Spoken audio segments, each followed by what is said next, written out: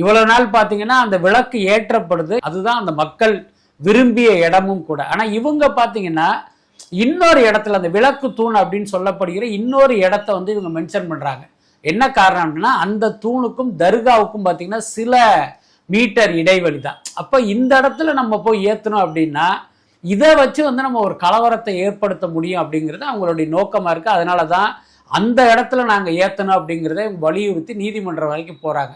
இதில் எல்லாத்துக்கும் மேலே கடந்த காலங்களில் இதே மாதிரி பல முறை நீதிமன்றத்துக்கு போய் அவர்களுக்கு சாதகமான தீர்ப்பு கிடைக்கல. இப்போ எந்த இடத்துல அந்த விளக்கை ஏற்றுறாங்களோ அங்கேயே நீங்கள் ஏற்றுங்க அப்படிங்கிற மாதிரி தான் தீர்ப்பே வந்திருக்கு. அதுக்கப்புறம் ஒரு விஷயம் குறித்து நீதிமன்றத்தில் வழக்கு தொடுத்து அங்கிருந்து தீர்ப்பு வந்த பிறகு நீங்கள் சில வருஷம் கழிச்சு அதே பிரச்சனையை அதே நீதிமன்றத்துக்கு கொண்டு போகலாமா? நீங்கள் சட்டப்படி பார்த்தாலே அது ஒரு தவறான விஷயம். இப்படி ஒரு வழக்கை நீதிமன்றம் எப்படி எடுத்துக்குது அப்படிங்கிறதே ஒரு மிகப்பெரிய கேள்வியாக இருக்கு.